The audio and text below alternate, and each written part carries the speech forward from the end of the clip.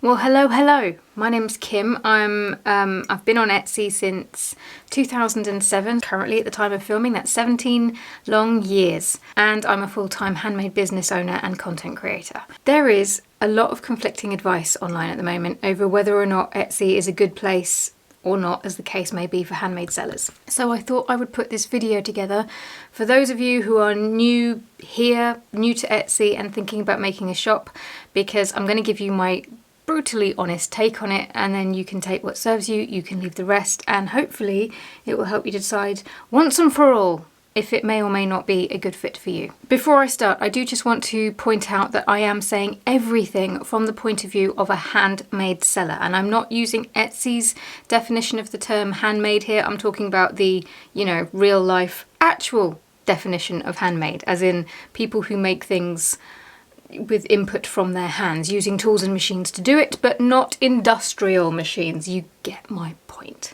So if you're not in that category, obviously feel free to watch, take what serves you and leave the rest, as I said, but just know that I am a handmade seller and everything that I say is in that vein.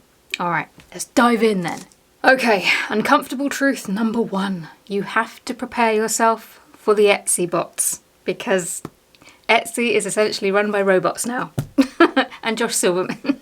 A case in point, you could open your shop and before you've listed anything, have it shut down. And you mustn't take it personally, because there are no people looking at individual shops going, yep, we don't like that one, shut it down. Or that one, shut that one down too. It's all automated and it gets it wrong a lot. So many times. You might open your shop only to have it shut down straight away. They might remove your very much handmade items because they just happen to have found the same photographs on another platform like Alibaba or AliExpress, etc. And they automatically just assume that you are the one who's copying, because thanks for that, Etsy. And then the cherry on the cake is that it can be really difficult to get hold of anyone and get these things reinstated.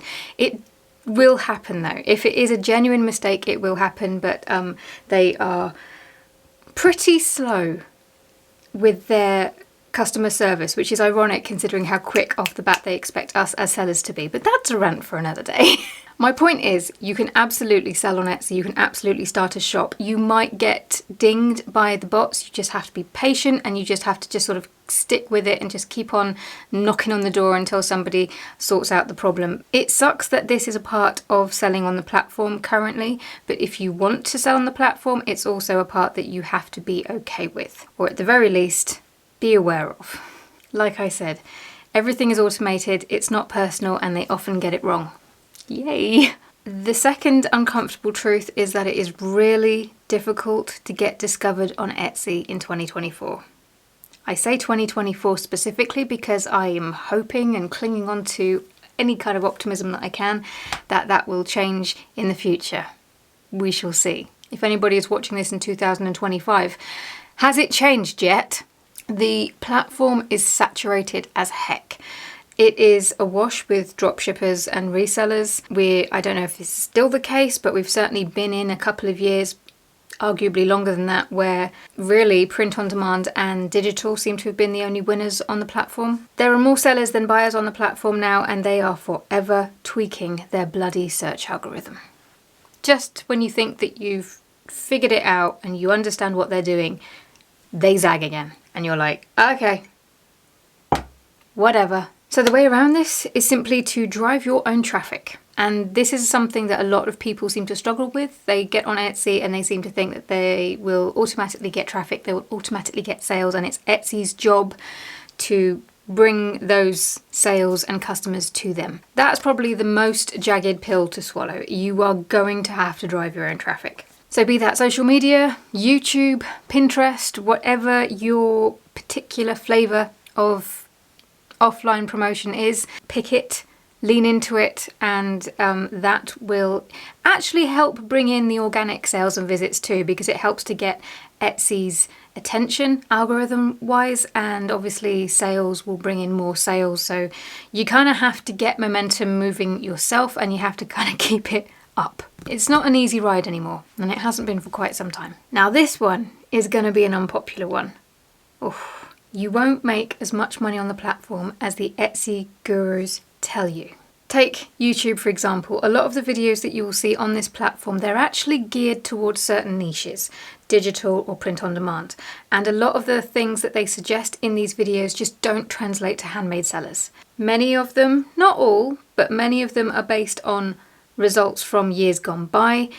They're not making as much as they claim to be making right now. They're also not clear about the fact that their results are based on revenue. They don't share their ad spend, which is astronomical, or the fact that a lot of the strategies that I see are based on the you have to spend money to make money business model, which is just so out of touch with what is going on in the world at the moment and what a lot of sellers have at their disposal, which isn't much. If you are running a handmade business, the things that you make are slow made. You can't list multiple items daily, weekly, whatever. And a lot of you will not have the budget to throw at ads. Like I said, take what serves you and leave the rest. If following that advice is good for you and you enjoy it, you do you.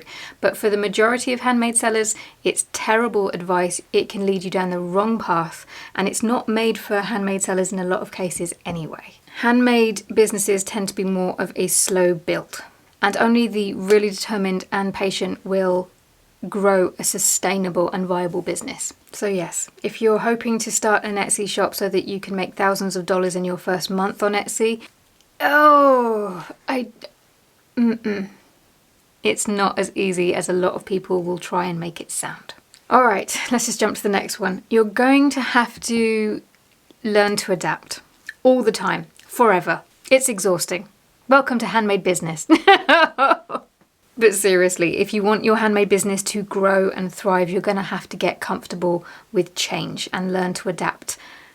Sometimes yearly, sometimes monthly, sometimes it feels like daily. Algorithms change. Your products will need to change. Buyer behavior is constantly changing. Buyers' budgets are changing.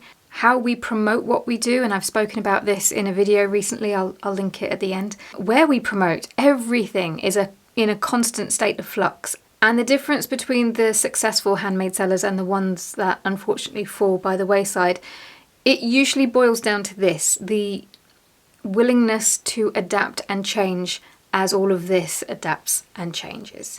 I mentioned products changing. Never rely on trends. You might have a product or even a few products that do really, really well, and it does well for long enough that it doesn't actually feel like a trend. It might last for a year, it might last even for two. I think 2 years was the longest trend wave that I rode, but everything does come to an end. So you have to carve time out of your day, your week, your months, whatever, to adapt and innovate, because you never know when that wave that you're riding is going to come to an end, and you have to be ready, because come to an end it will.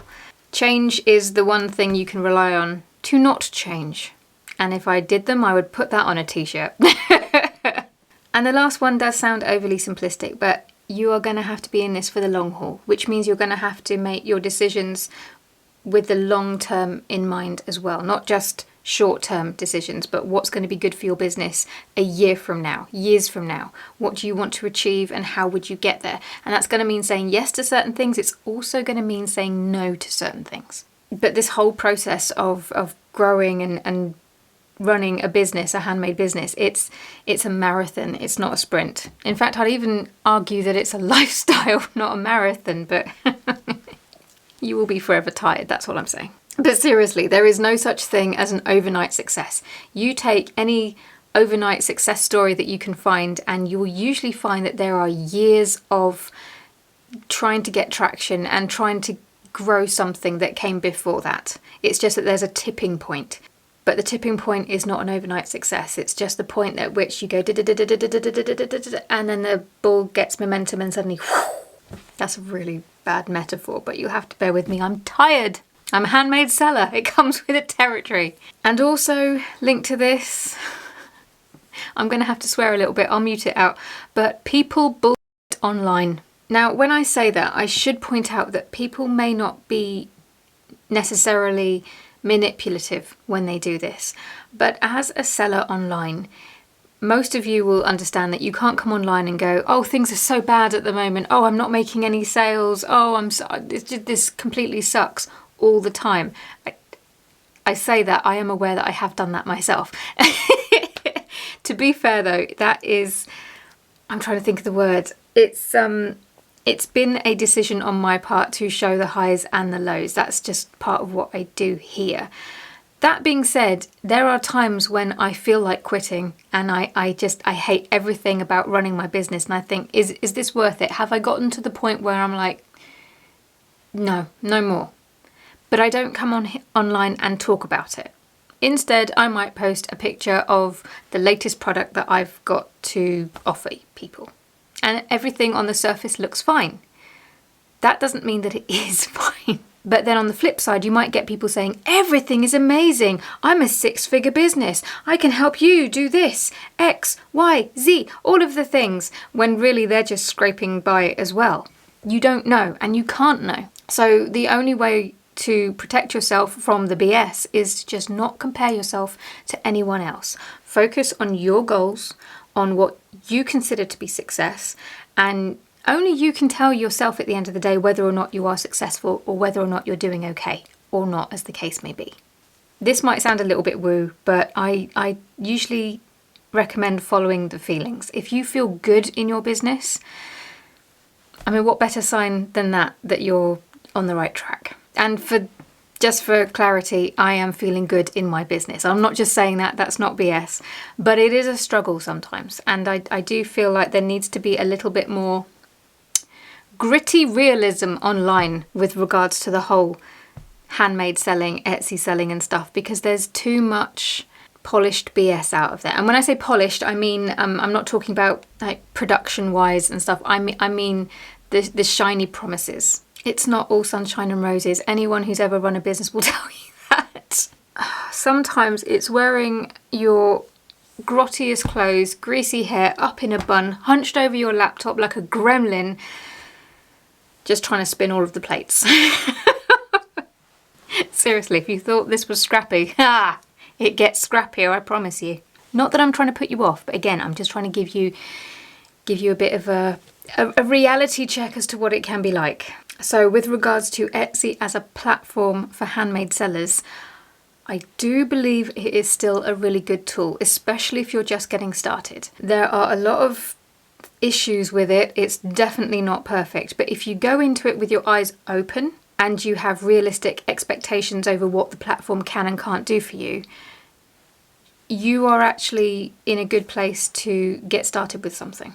And I would recommend it, because my worst day as a handmade seller is still better than my best days in my last job, in my last few jobs, in just any employment job I've had actually. Yeah, it's worth it. And if you're interested in hearing a little bit more about how promoting our businesses online has changed, I will put this video here where I talk about that a bit more, and I'll see you over there. Ta-ra!